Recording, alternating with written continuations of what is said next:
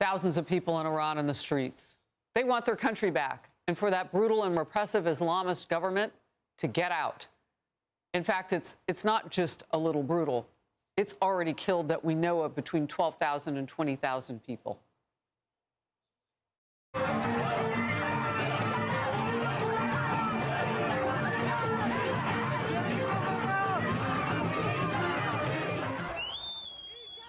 President Trump is weighing his options on how to respond to the slaughter.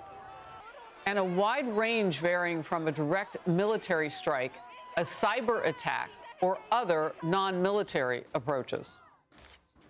We've been told that the killing in Iran is stopping, and it's stopped, and it's stopping. And there's no plan for executions or executions. So I've been told that on good authority. We'll find out about it. I'm sure if it happens, we'll all be very upset. A U.S.-based human rights group now says the regime has killed more than 2,600 people. So you see these numbers are moving all over. We can tell you that other reporting has been different. Another report by an Iranian media outlet says that number is very much higher, closest to 20,000. Republican Senator Lindsey Graham says there's only one real option. An attack on the regime is the only help it really matters. The bottom line is sooner rather than later, the people need to see what help on the way looks like, which is going after those who are killing them. If we can trade out the Ayatollah, a religious Nazi, a total evil man, for the good people out in the streets, it would be a great trade for the world, most importantly Iran, and for the United States. Chief National Security Correspondent Jennifer Griffin with more. Jennifer. Harris, we've just learned that the State Department has, in fact, put more sanctions on several entities in Iran. The Fardis prison, where many female political prisoners are held. Ali Larijani, who is the head of the Supreme Council on National Security, and 18 individuals or entities linked to a shadow banking sector network that has been laundering oil revenues for Iran. The U.S. military, as you mentioned, had presented options for the president to consider, but could not guarantee the regime would be overthrown. The president reportedly wanted assurances that any military action would be swift, decisive, and not lead to a wider war in the Middle East. There are a lot of headlines out there that are, in my view, not accurate. President Trump's resolve is not the question. The question is, when we do an operation like this, should it be bigger or smaller? I'm in the camp of bigger. Time will tell. I'm hopeful and optimistic that the regime days are numbered. So what would the president's military options look like? The U.S. military posture in the Middle East was not ready for a decisive strike. It had no aircraft carrier in the Middle East for the first time in years because the Pentagon ordered the USS Ford to the Caribbean. Yesterday, 2 aircraft carriers left San Diego and Norfolk to unknown destinations, and the USS Lincoln in the South China Sea may be repositioning to the Middle East, but would not be in position for about 2 weeks. Also, the U.S. returned one of its anti-missile batteries back to South Korea following last summer's strike on Iran's nuclear sites, which burned through a lot of interceptor missiles that have yet to be replaced. Military experts say the president still has a lot of firepower in the Middle East, to likely include an Ohio-class submarine capable of firing up to 154 Tomahawk missiles. Regime targets could include missile production and storage sites, oil refineries key to their economy, or go after some of the leaders themselves. This former U.S. Supreme Allied Commander recalls how Israel decapitated Hezbollah. The Israelis used cyber attacks to bring leadership together so that they could bomb and kill the leadership. So there are multiple tools that can be used in different ways to cause these very same kinds of problems to this regime.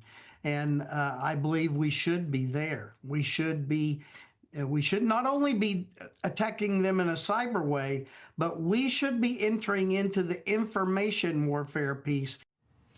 There are economic and cyber options at the president's disposal, Harris, including accelerating the collapse of the banking system that is keeping the regime and the IRGC and security forces funded. Harris? That was so fascinating, the information warfare piece in all of this, because everything is interconnected with that. And as that gentleman said, it's time. Jennifer Griffin, thank you very much. In focus now, Steve Hilton, former top advisor to the UK Prime Minister David Cameron. Now, most of us know him as the Republican candidate for California governor, but he was at the top seat of government and foreign policy like this, and I want to know your take on how we deal with Iran, considering what's going on the ground.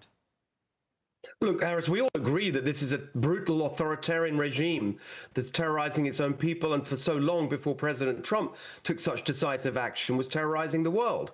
But that doesn't mean you just blunder in there. And I do think some of that language we heard, particularly from Lindsey Graham, frankly, was somewhat ridiculous. It is not about bigger or smaller. It is about stronger and smarter. And thankfully, we've learned from the president's actions and leadership so far in this term, but also in his first term, two things: that he has restored strength and deterrence, but also that he's not reckless.